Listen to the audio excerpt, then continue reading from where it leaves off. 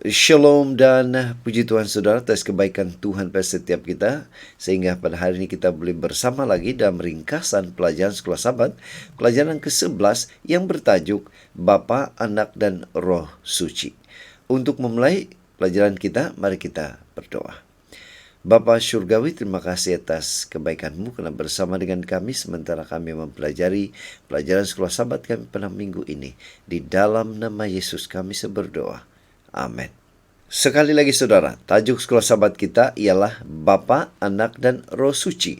Yang menjadi pertanyaan ialah bagaimana Yohanes menjelaskan Bapa, Anak, dan Roh Suci?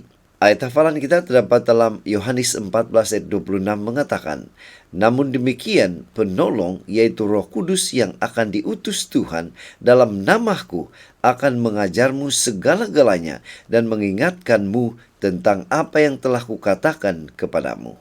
Untuk mempelajari dan membahas pelajaran ini, ada baiknya kita membaca ayat-ayat Alkitab seperti yang tertera di skrin Anda. Pendahuluan Sekolah Sabat. Yohanes mengatakan bahwa jika Anda ingin memahami Tuhan, Anda mesti melihat Yesus dan apa yang telah dinyatakan dalam firman. Pendekatan ini membuka kepada kita satu dunia baru, hubungan antara ketiga-tiga anggota ketuhanan, antara anggota ketuhanan dan manusia, dan antara manusia itu sendiri. Nah, pelajaran minggu ini melihat bagaimana Injil Yohanes mempersembahkan Bapa, Anak, dan Roh Kudus. Tetapi kini dalam konteks ucapan perpisahan dalam Yohanes pasal 13 hingga 17. Nah, sejak Yudas meninggalkan bilik atas sehingga dia tiba di sekitar Getsemani, Yesus bercakap kepada murid-muridnya tentang pemergiannya yang pasti akan kedatangannya kembali. Dia juga bercakap kepada mereka tentang hubungannya dengan Bapa dan kedatangan Roh Suci.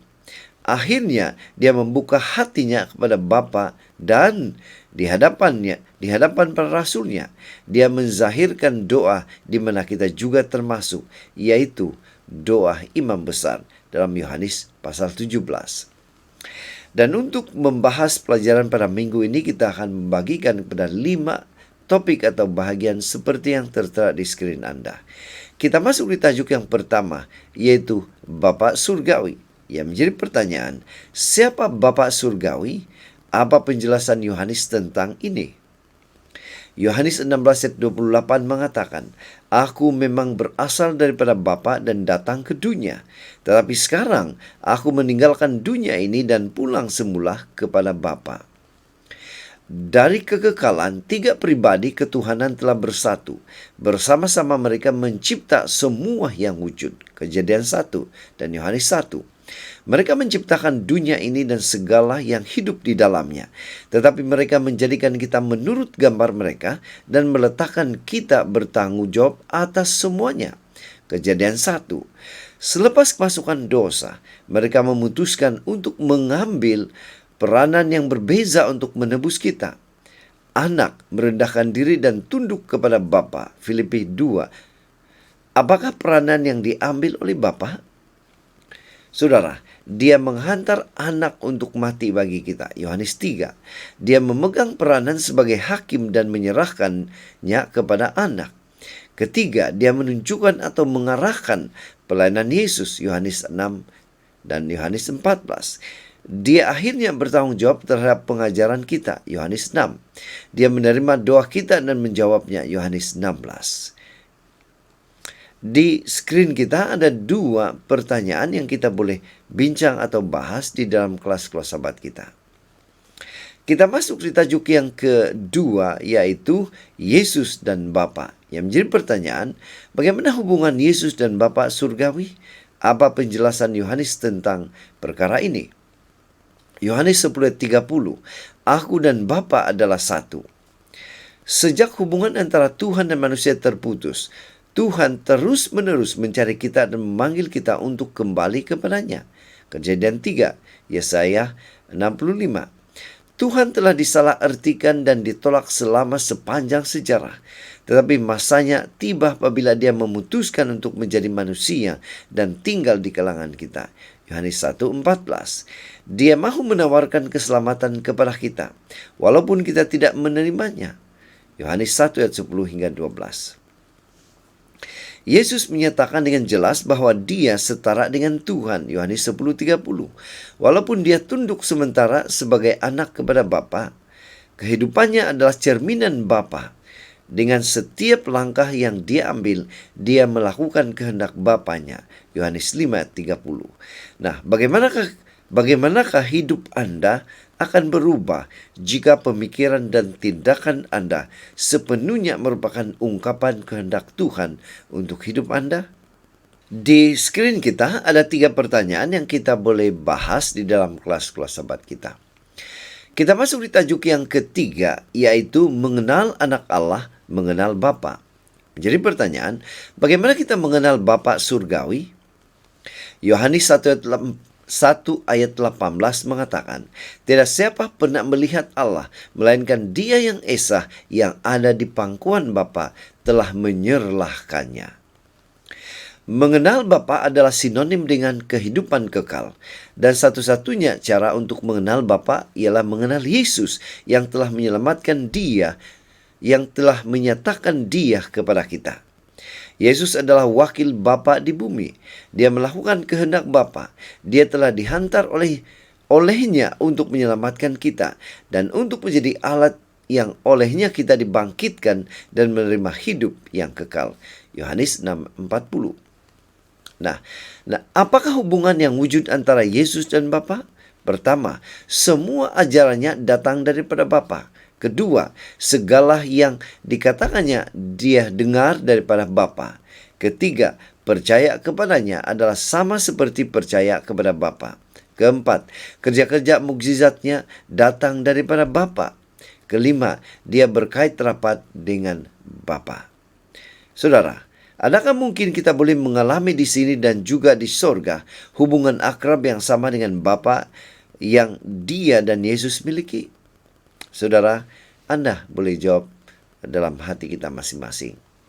Nah, di screen kita ada 2 pertanyaan yang kita boleh bahas, bincang di dalam kelas-kelas sahabat kita. Kita masuk di tajuk yang keempat, yaitu Roh Suci. Yang menjadi pertanyaan, siapa Roh Suci? Apa penjelasan Yohanes tentang perkara ini? Yohanes 15 ayat 26 mengatakan, apabila penolong roh kebenaran daripada Bapa yang kuutus kepadamu datang, dia akan bersaksi tentangku. Yohanes memperkenalkan Roh Suci dengan menunjukkan kepada kita salah satu karyanya yang paling menonjol, penjanaan semula keberadaan kita. Tetapi itu bukan satu-satunya fungsinya. Yesus berbicara panjang lebar tentang pekerjaan roh dalam khotbahnya yang terakhir. Dan apabila dia berbicara mengenai, dia tidak bercakap tentang dia sebagai suatu kuasa atau kekuatan. Dia adalah pembela kita, satu yang setara dengan Yesus sendiri, yaitu pribadi ilahi. Yohanes 14 ayat 16. Nah, persoalannya ialah, apakah peranan Roh Suci? Pertama, Roh Suci mengajar kita. Yohanes 14. Kedua, dia bersaksi tentang Yesus. Ketiga, menyedarkan dosa, kebenaran dan penghakiman.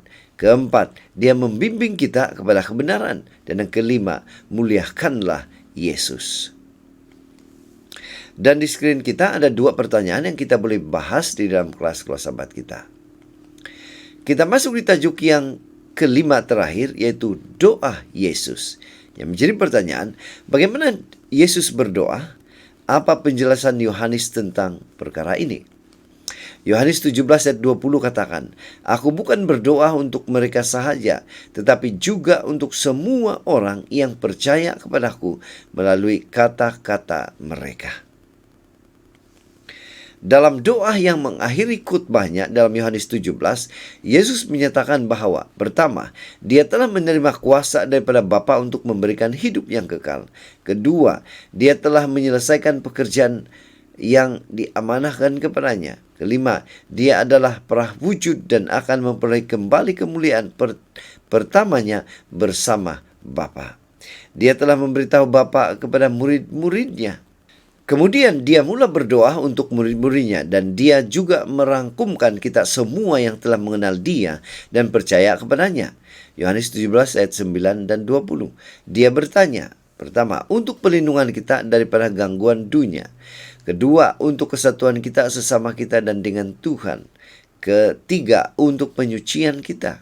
Keempat, karena kita adalah saksi kasih Tuhan di hadapan dunia. Kelima, semoga kita dapat bersamanya. Keenam, supaya kasih Tuhan tinggal di dalam kita. Yang menjadi pertanyaan ialah, bagaimanakah Anda dapat lebih mencerminkan dalam kehidupan Anda sendiri kasih Tuhan? Cinta seperti itu adalah Yesus dan Bapa. Di skrin kita ada 2 pertanyaan yang kita boleh bahas di dalam kelas-kelas Sabat. Pena Inspirasi menjelaskan, Bapa tidak dapat digambarkan oleh perkara-perkara duniawi. Bapa ada seluruh kepenuhan ketuhanan secara jasmani dan tidak dapat dipandang oleh penglihatan fana. Anak adalah seluruh keperluan ketuhanan yang dinyatakan. Firman Tuhan menyatakan dia sebagai gambar nyata daripada pribadinya. Ibrani 1 ayat 3. Penghibur yang Kristus janjikan untuk dihantar selepas dia naik ke sorga adalah roh dalam segala kepenuhan ketuhanan yang menyatakan